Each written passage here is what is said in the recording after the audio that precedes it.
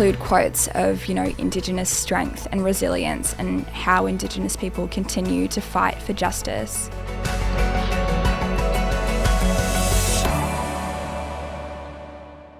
All right, welcome everybody to the next episode of the Impact Policy Podcast. Today I've got the privilege to be joined by Katelyn Clarke. She's a Year 11 student at the International Grammar School, IGS, here on Gadigal country here in Sydney. And I came across Katelyn through an old friend that works at IGS. She's an Aboriginal education leader there called Jade Carr, and she shared her work that Katelyn had produced for Aboriginal studies for Year 11, and it absolutely made me sit back in my seat and think about not only the breadth and the depth of the work that she did, but how significant the space is for Aboriginal studies in education for young people and students, Aboriginal and non-Aboriginal in general, and the potential impact that can have from a policy perspective in terms of understanding some of those more complex systemic barriers.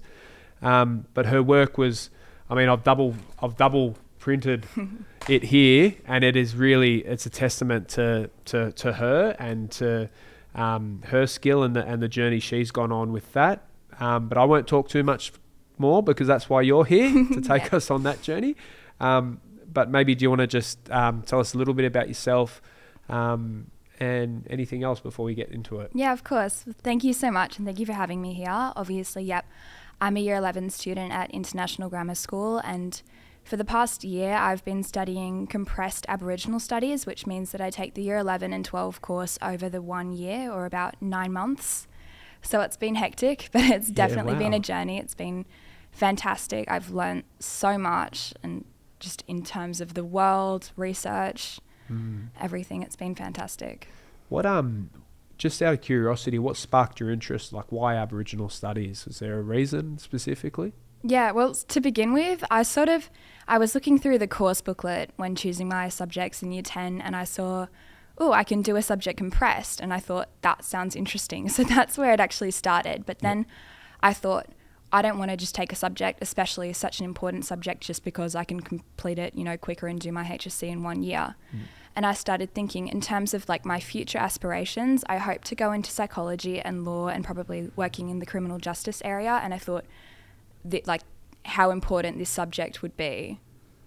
I personally think that everybody who plans on going into that sort of role, like working, in the public sector, working with people, should be taking such a subject, because it's so important to learn about the world, the country around us and the people around us. And I felt I can't go into an area such as psychology or law, which would have, so much engagement with Indigenous peoples, without having some sort of knowledge of, the unique culture and the unique issues that Indigenous people experience. It's such a great point you make, particularly if you're working in the social justice space or the spaces you made reference to, because you're right, like so often they're not, our people are heavily overrepresented in those spaces and places.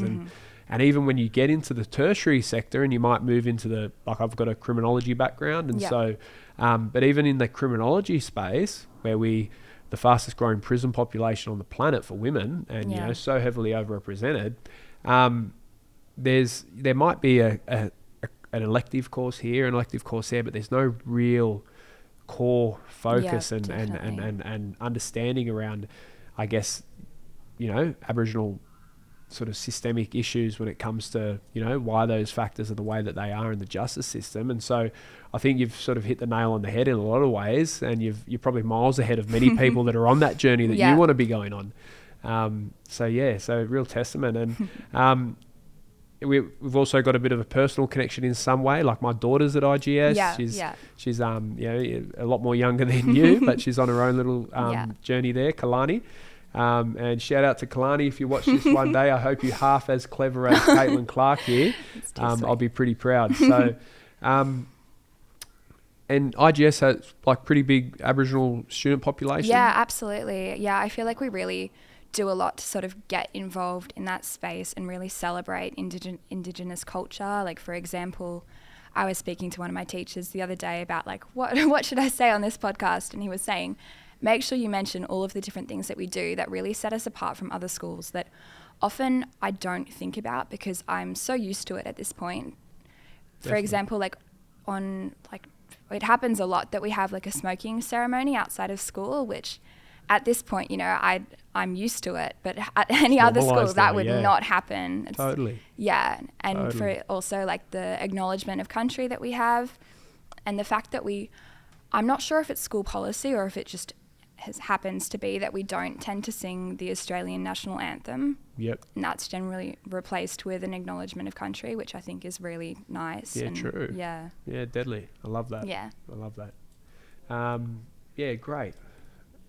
So let's talk a little bit, like you've talked to us a little bit about what that journey's, or, the start of what this journey's looked like for you.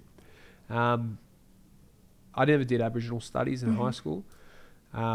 Luckily enough to be a blackfellow and grow up in a really strong Aboriginal community. But know many people that have gone on that journey and really got a lot out of it. But you've tackled something really, here at Impact Policy, we work with government. You talked about the public sector. That's probably one of our key sort of partners that we work with to look at issues and challenges around some of these complexities. But you've tackled something that goes really deep into understanding some of that sort of stuff. And I guess maybe we could start by you maybe telling us why you picked what you picked. Yeah. Love to hear that.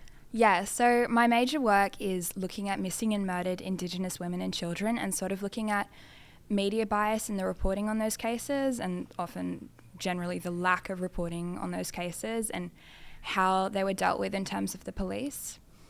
So yeah, my journey, like in deciding to look at that topic specifically, I didn't start off with it. I started very, very far away in the area of looking at cooking, because that's another passion of mine. But then gradually I was thinking, how do I make more of a unique contribution, something that hasn't necessarily been done as a major work? Obviously, many Aboriginal people have studied it and spoken and written about it. Totally. But this really came up sort of looking at the news, and it was around September, November when we were having to think about, okay, what do we want to do next year for our major works, which would be due in May. Yep. And the Cleo Smith case and the Gabby Petito case were featured very, very heavily in the media. And I was talking to my mum about it and the fact that basically, like for that week, that time period when that happened, all you would hear about, people talking about that on the news, you'd hear about it. And then we were thinking, what about Indigenous people who go missing? What about Indigenous people who are murdered? It's not something that you hear about. And it was really, we had to sit back and think about that because it's just not really in your face in the way that those other cases were. So that's sort of where, that's what got the ball rolling. That's sort of where I thought, okay, this is interesting. Why, lots of why questions. Why is this not in the media? Notice the gap here. Especially after looking at statistics and looking at, what actually goes on. It was really quite shocking. So it was a moment, so you started somewhere around the cooking space, but it was really a moment for you, a personal moment with your mum watching something and then sitting there going, hang on a second, I noticed that there's a different narrative here for similar sorts of experiences. Okay. And then so take us down where you went from there. How did it sort of steamroll into what is now a 99 out of 100, was it? Or 100%? I got 100% for that one. Yeah. Wow. Yeah.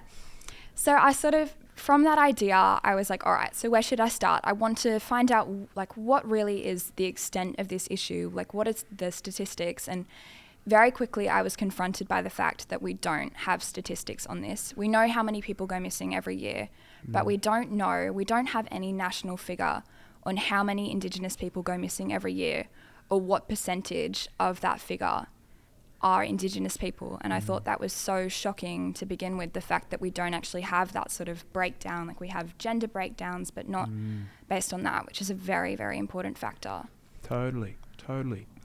I did some work many years ago now in the community of Bowraville. And I know you make reference to the families of those young people in that case there. But one of the most tragic things in that journey for them was when they approached the police, when they first noticed that one of the young people was missing. their first response, and I've sat with those families in that community and heard that story firsthand, was that the police just said, "Oh, that's fine. She's just gone walkabout. You'll find her. She'll whatever." They just dismissed. I read that in my research. I was just shocked by like the blatant racism in that statement. Like, you wouldn't think that sort of thing would happen so recently, but the truth is, it does. Totally. And a 3-4-year-old, it's completely illogical, and there's no other excuse for that other than complete racism and just a lack of concern. Definitely, it's horrific. Even after I think it took a couple of days. Everyone knows that if there's a missing person case, those first 48 hours are really critical, right? And I think it took like a couple of days before they sent anyone into the community, and the police that came in, instead of being like missing persons police investigators, they sent in like the child protection unit police. So again, like Aboriginal communities stigmatized, profiled, and all that sort of stuff as well, that just continually went to dehumanize that family's journey. And so let's take us through some of you tackled a breadth of different things. What are some of the key things that came up for you that you think are real priorities for us in terms of the policy space for what we need to know when we look at this sort of stuff? Yeah, well, I think one of the most important things is the way that these cases are reported on. That was one of the most just shocking things, reading headlines from, respected news sources that are just full of stereotypes, full of inaccurate information, and just completely putting a spin on the story that makes out Aboriginal victims of crime to somehow have some blame for what happened to them. So totally. I think that's a priority, sort of looking at the bias, the way that we report on those stories, and also, very importantly, not having white people and non-Indigenous people write on such important stories with so much weight to them. Totally. Totally. I think you hit the nail on the head in a lot of ways. And I think it's critical as a young non-Aboriginal person like yourself who's done such an amazing job with this research, for that to be a clear message that comes through. So, whilst you've done such a deep dive into such a complex, systemic problem that we're experiencing in Australia today, you still recognise that, your space in this is as a non-Aboriginal researcher who has a perspective here, but it's about elevating the voices of Aboriginal people to be driving that conversation. And I think to even recognise and know that at your age as well is testament to where you're going and what you're doing. Thank 100%. you. 100%. Yeah. So we've talked through some of that. What else has come through? Well, obviously, a very important point is that the Senate inquiry into missing and murdered Indigenous women and children I think it's been renewed recently, so it's ongoing. So that's something that I'm very much looking forward is not exactly the right word, but waiting to see the results of that, because I think that will be so significant to get the numbers, which was one of the key things from that, to also have a look, like to investigate the individual experiences of Aboriginal people who've, families of missing and murdered people, to look at how, those cases were investigated and the processes and how the police dealt with those cases and interacted with those families, which so often, looking at like all of the research that I've done, just the prevalence of these stereotypes and the lack of action taken because of these assumptions made. Totally. I think when we first caught up about this, we talked about, I talked about my experience with the Miss Dew case in WA, and the tragedy of how she was in a domestic violence situation and called the police for help. And then found herself arrested and in custody for unpaid fines, which subsequently, led to what happened with her dying in custody. I think you touch on some of that sort of stuff as well throughout your report in terms of that sort of space. Anything you want to talk to in there? Yeah, well, honestly, like that sort of like that idea of calling the police to help you and then somehow ending up as a victim of police brutality yourself is something that I've noticed popping up a lot in the cases, which just from like, from an outsider, non-Indigenous perspective, it was so shocking to read, because I can't imagine anything like that happening to, me, family members, anybody non-Indigenous, where you call the police for help and then somehow the story gets spun and you get arrested for, you know, whatever it is. Like, Totally. so many different cases where that has happened, and thinking about how Indigenous people feel about the police compared to how, you know, in a way, myself, like as a privileged, you know, white person I've never had to experience any such thing, but Totally. I think that if I called the police, I would receive that kind of help. Yeah. But, Definitely. you know, it's not the case for a lot of people, which that's really devastating. Yeah, tragically. I think we shared part of your piece of paper, part of your paper for Homelessness Week a few weeks back, in a blog that we shared on LinkedIn. And I think that day Lydia Thorpe was being interviewed by the media and was really hammering, you know, the media out in front of Parliament around, like, when a black woman is missing or murdered, nobody hears about it, and just was so blunt and just looked straight down the camera and just said it how it was. Do you see any sort of any you've obviously uncovered the trends around the media bias and all that sort of stuff. Can you talk to some of that stuff? You talk about like the ideal victim, I think it was. Yeah, definitely. So that was sort of the basis of my work when I was looking into sort of criminology theories that would explain why these cases are treated differently, and that's one of them, the notion of the ideal victim, where to be perceived as having absolutely no role in your victimhood and to be perceived genuinely as a victim, you have to meet these certain characteristics, and they all tap into, you know, ideas of power in terms of, you know, are you elderly or are you young? Are you, you know, of low income? But then the key thing that isn't actually mentioned there is race and how that comes into play. And one study done, I believe it was by Karen Gilchrist maybe, looked into how different stories, for example, ones with white people and ones with non-Indigenous people who have experienced very similar fates and who were very similar in terms of like personality, like their age, their circumstances, and regardless of any other factors, you know, controlling for all of these other factors, there was still that really massive disparity in the way that their cases were reported on, which clearly could only be attributed to the fact that one of them was Indigenous and the other wasn't. Yeah, exactly. Pretty clear. Yeah. You spell it out really well. Thank you. And I think a lot we talk about missing people. We talk about deaths in custody, and all that sort of stuff. I think it's also been a journey that hasn't been too far removed from your own sort of probably peer group. Yeah.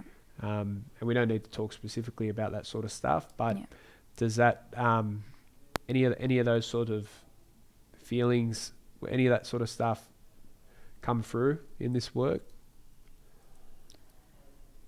Yeah, you're talking about the personal experience that we had with that. Yeah. Yeah. It really sort of changed the tone, thinking about it more personally and how I was connected to that in a sense. Yeah. And, you know, previously I hadn't really had, you know, a personal experience or really understood the reality of this and how it affects friends and how it affects family members and just, you know, the emotional experience of going through that. It's definitely, yeah, it really put it into perspective. It must make it really real in a lot of ways, right? Yeah. Because and whilst we won't talk specifically to it, a lot of the stuff you talk to in here talks to like the issues around profiling, you know, over policing, and all that sort of stuff, and is even moving into those sort of inquiry spaces when looking at issues around deaths in custody and stuff like that too. Yeah. So I can only imagine that being able to put a face to what these themes are, systemic themes that you're looking at, being able to actually, you know, in many ways, be able to see and feel what that's meant and looked like in real life.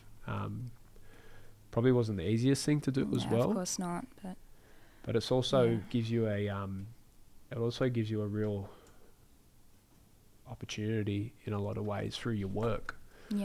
To have had to make sure that this sort of piece of work has significance and has meaning in terms of communicating to your own peer networks and other networks, hopefully, that we're connected to, and other people that you've met with about this sort of stuff, around how significant of an issue it is. Yeah. And maybe in some ways, you know, being part of a solution in terms of moving forward with that sort of space too. Any other sort of key things that came out? What was the hardest part of doing a piece like this?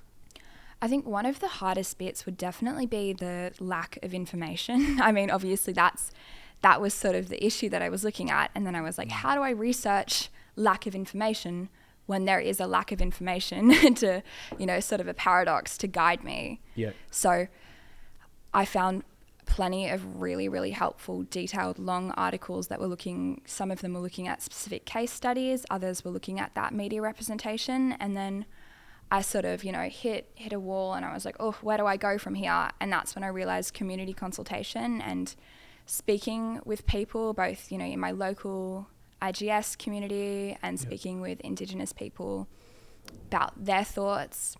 And I think one of the key bits was a survey that I sent out to the IGS school community and some of my family, extended family, workplaces and all of that to sort of look at the media representation that they had noticed. And key questions were the cases that they had recognised, so comparing Indigenous and non-Indigenous cases. So that really helped to understand what people were actually engaging with in the media and what they were aware of. Yeah, definitely. Did you get much chance to, so was that like a like qualitative sort of survey with people just providing feedback around what they've sort of seen? Yeah, so there were different elements to the survey. Basically, the body of it, like the key aspect of it was having images of missing and murdered persons, both Indigenous and non-Indigenous, and then asking the question, do you recognise their name? Do you recognise their face? Or do you recognise both their name and their face? And what I found for a lot of the non-Indigenous cases, such as, you know, William Tyrrell, Gabby Petito, Madeline McCann, is that the overwhelming majority of people had actually recognised them.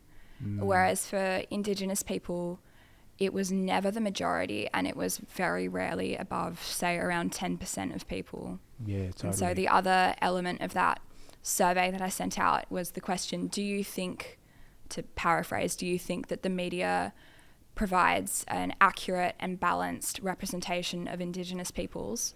And I did that as a yes or no, and then a space where people were allowed to elaborate. And of course, you know, as expected, overwhelming majority was no. I think there was maybe less than 10 people out of over 100 who said yes. Yeah, wow.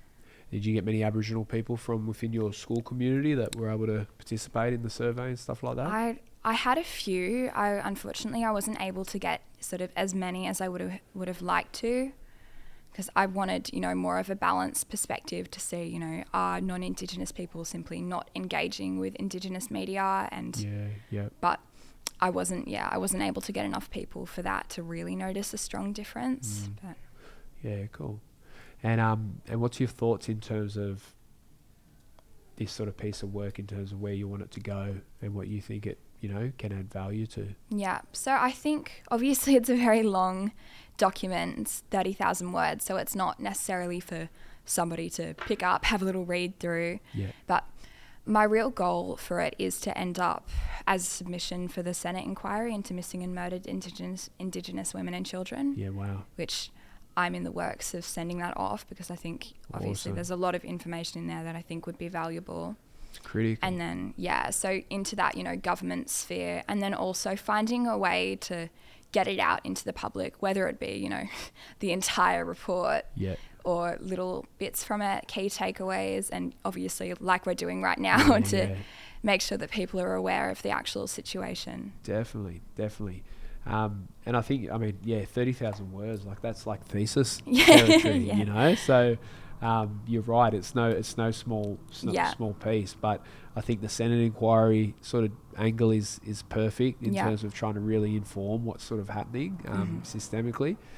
You know, perhaps there's a small journal style, you know, article that you could exactly. write that pull out. My cousin's doing a uni degree in media and journalism, so I'm trying to talk to her, see if we can, you know, set something up Yeah, awesome. sort that out. Because, I Yeah. think doing a summary will be helpful for a lot of people. Definitely. I've had family members who have read the whole thing, and I'm like, wow, thank you.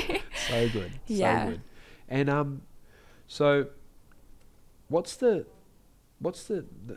look for us, a big part of what we do at Impact Policy is around this sort of space, looking at the justice, the community sector, all that sort of stuff. So often more than not, young people's voices are underrepresented in all spaces of consultation and policy development. Look at Aboriginal young people, it's even further compounded. Yeah, of course. And stuff like that as well. But, what's really significant for me is that what this tells me is that, like, we consistently need to be listening to the voices of young people, particularly those young people that are doing the work and have a opinion and perspective that's going to add value to the discussion. And I think you demonstrate that immensely. But I just want to understand from your perspective, from a young people's perspective, how do you what are some of the best ways or some of the most challenging ways that you sort of see this sort of stuff being understood to help inform people's understanding around Aboriginal issues and stuff like that? Yeah. I think really important thing is for young people not to be discouraged into, putting their work out there. First of all, like doing the work and then sending it off, talking to people, having these discussions, because I know a lot of the time it's sort of, you think, oh, they're not going to listen to me. Like, adults definitely have other things to do. Totally. But, the fact that I'm here right now talking with you, I've had discussions with politicians even, really getting my work out in that area. Did you meet Linda Burney? I did. I met with Linda Burney. Yeah, shout out to Linda Burney. Fantastic. She's She's love kicking her. goals. Yeah, she's unreal. Awesome. Yeah, cool. And in terms of this sort of space, so not everyone is a Katelyn Clarke. Not everyone is maybe able to do such a deep dive into this sort of space.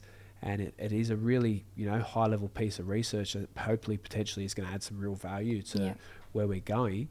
But how else can we do you think we can communicate this sort of stuff to other young people that might have, that might need to understand this sort of work, some of these issues, or even potentially can be a part of the solution?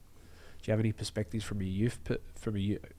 perspectives? I think my key message is for young people to genuinely consider taking the Aboriginal Studies HSC course, because I know it's been so valuable to me personally in terms of really growing, my knowledge base, understanding more about the world around me. And I know that there's a lot of stigma around, taking that course.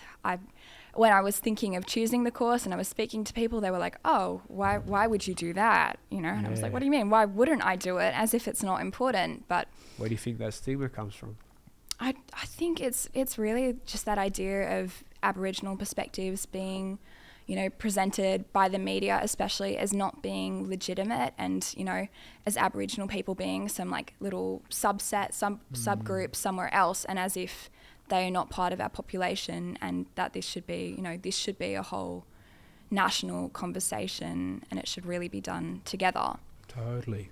Yeah, I think you really hit a nail on the head there in that sort of space. When we think about how Aboriginal culture, knowledge and perspectives is really engaged in and reflected across, how we live across, particularly New South Wales. And you're right, like very much have been othered for a long time, very much has focused around in the public space, around a deficits dialogue, Definitely, around, issues like you've looked at and others as well. And whilst you've also tackled, a really complex and systemic problem, there's also so much strength and resilience and knowledge that is so powerful and so critical and should be celebrated. And Aboriginal studies, and even outside of Aboriginal studies in how schools operate and engage and do their work, only adds value, and like we're really big advocates here around when you start to really centre Aboriginal perspectives, it adds value to everything that we're doing, you know, and I mean, IGS sounds like they're on the right path with how they're doing what they're doing, you know, and so shout out to IGS, to be honest, because not every school is like that. Yeah. But I think you're right, and I think that's a big thing about why I wanted to have you here as well, was for exactly that sort of reason. Like, so when you touched on that stigma sort of stuff around this, it's about young people really understanding that this isn't an other. This is like a strengths-based course, you know, and a real opportunity to take a positive deep dive into exactly. the rich, I think it's been so fantastic for us to be able to look at, you know, Aboriginal culture, Aboriginal people from a positive angle, rather than in a lot of our other subjects, such as English, history, where we have done, you know, a brief unit on Aboriginal people and Aboriginal culture. It's been done from this sort of perspective of interactions with white people and with colonisation, rather than looking at pre-colonial history and, you know, Aboriginal culture and the way of life that existed before white people came along. Totally. There's, you know, this sort of notion that Aboriginal history like started when the white people came here and started having these interactions. But the courses really, no, I think you're right. And like, it's a real opportunity to start looking at the whole, you know, the language revitalisation space, the cultural knowledge space. You know, we're seeing some amazing stuff happening in New South Wales with like cultural burning really being recognised again as like critical to looking at climate change and the bushfire sort of stuff that we have to experience. So like we do a lot of work in like the planning environment space as well. And so there's this real shift in terms of like other public sector agencies might look at like more justice like problems with over incarceration and the stuff that you've talked about. There's also really exciting stuff happening from a strengths-based perspective in terms of knowledge. And I think, you're right. Like Aboriginal studies is about really trying to heighten and strengthen that. But I think it's deep, right? And it's complex. And I think some of those perspectives and stigma that your peers might have, whether consciously or unconsciously, is probably fueled by a lot of the stuff that you talk to in your paper as well, right? And so the impacts of this stuff is even so much more deeper and complex than even just outside the immediate issue of missing people. It goes even more deeper in terms of how we see Aboriginal people day to day. Do you want to talk to any sort of specific stuff as we sort of travel towards the end? I had this beautiful quote that I wanted to highlight from Amy McQuire. Oh yeah, absolutely. She's fantastic. And I just shout out to Amy McQuire. And it printed across 2 pages because it always does that. When I read it, it wasn't like that. And I thought it was really pivotal to highlight it, particularly when we talk to some of the personal connections that you sort of have as part of your school community for the work that we've done. But Amy McQuire states, and I'm quoting you, who's quoting Amy McQuire, who is a really talented and amazing Aboriginal academic based up in Queensland, I believe. And she says, by remembering our people who have lost their lives, by making claims of their worthiness as people, and by making visible the violence, not only that which ended their lives, but which they resisted throughout their lives, we resist these attempts at silencing. We must continue to mourn for them. And that just really stuck out for me, and I just wanted to... It's such a beautiful, powerful quote. Yeah. And what made you put that in there? Where did it come from? Well, one of the key things in my work that I was always sort of checking and being conscious of is the fact that I didn't want this report to be all, you know, from a non-Indigenous perspective, from my own perspective, and, you know, from the perspective of non-Indigenous academics. So I didn't want to, you know, as it's sort of coming to its conclusion, I didn't want to finish with my own words. Rather, I wanted to include quotes of, you know, Indigenous strength and resilience and how Indigenous people continue to fight for justice, rather than, you know, looking at sort of that negative perspective or, you know, from an outsider perspective. Definitely. Beautiful. And in conclusion, you sort of had one key message, but is there anything else that you'd want anyone to take away when they think about this sort of space? You talked about such a such a broad range of complex issues. A lot going on in there. You know, we could have talk all day about some of this sort of stuff. But yeah, anything specifically? Well, I think I just really want to encourage people to take like a genuine interest in, I guess, what is perceived as Indigenous media and Indigenous stories, and start viewing them more as everybody's stories rather than, you know, this little category, you know, off with sports and arts and, you know, Indigenous stories, rather having them all together. And I found, like, since completing my work, I've begun really following, like, on social media, on Instagram, on Twitter, these news sources, because I genuinely want to keep up to date with what is going on in the world. And I think you can't do that while ignoring this really, really important part of our population. Who are you following, for anyone that's listening that might be looking for some people to follow? Good question. Oh, it's hard off the top of my head, but lots of journalists and politicians and organisations. Yeah, nice. And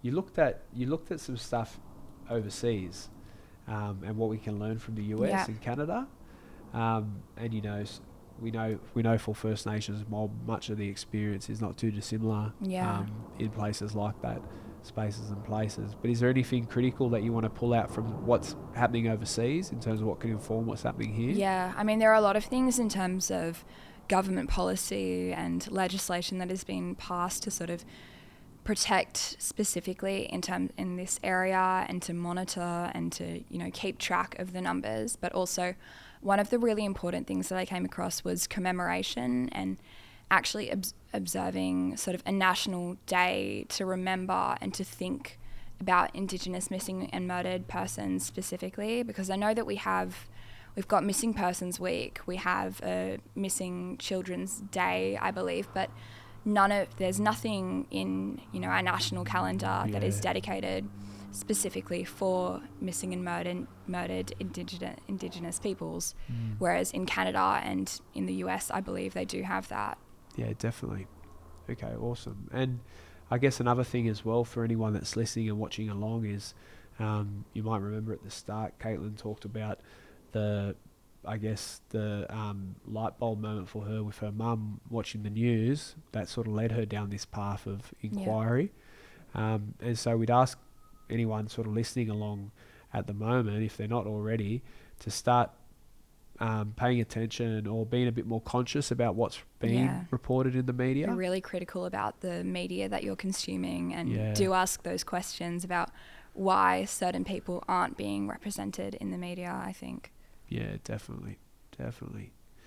And is there if anybody wants to get involved and wants to, you know, add value to this sort of space in any way, what are some of the ways people could get involved? You had a GoFundMe link earlier I did, for some of the cases that you made reference to and different things like that. Yeah, so there are several petitions ongoing for some of the people that I have featured in my major work, and as well as, I believe, one GoFundMe. So in terms of that very, you know, quick but also helpful way to get involved, I would definitely recommend that. I guess we could post a link later to that. Yeah, definitely. Okay, awesome. All right. So what's next for Katelyn Clarke? What does the future look like? Where can we expect to see you and all that sort of stuff moving forward? Well, moving forward... Will you finish your HSC this year? Next year. I've got my HSC for Aboriginal Studies in October, so I'll be done with that then. Yep.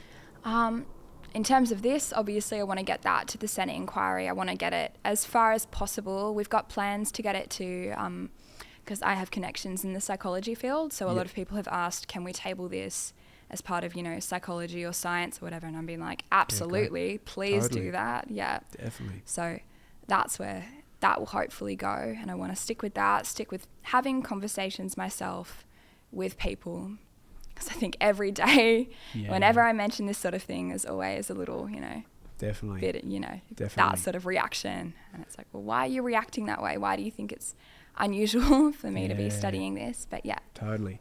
We'll have to link you up with Mel Schwartz. She's the head deputy dean at UNSW. Oh, yeah. Shout out to Mel Schwartz. She's a legend, big supporter of impact policy. And they've got the School of Law and Justice, Faculty of Law and Justice, but they've got the School of Criminology that sits within there as well. And I know that a big part of, I guess, even just modules that they look at in these courses is media representation and that sort of stuff. And it'd be really great to try and connect some dots with her for you. And I'd love who that. knows? I think a lot of those students could benefit from a guest lecture from Katelyn Clarke, to be honest. That would be fantastic. Totally. Okay. Well, I just want to take a moment to say thank you so much. Thank you for the work that you've done. Thanks for the integrity that you've brought to it, and how you've done that work, particularly from a non-Aboriginal perspective, and really recognise the centering of Aboriginal voices, particularly like we talked about with Amy McQuire towards the end, and elevating those perspectives for fighting this fight moving into the future, but recognising the significance and the value that people like yourself and others add as part of that journey that we continue to fight. So thank you so much. Thank you so much for having me here. It's been such an amazing opportunity and I'm really grateful for it. It's been lovely to chat with you. Awesome. Thanks, Thank Katelyn. you. See ya.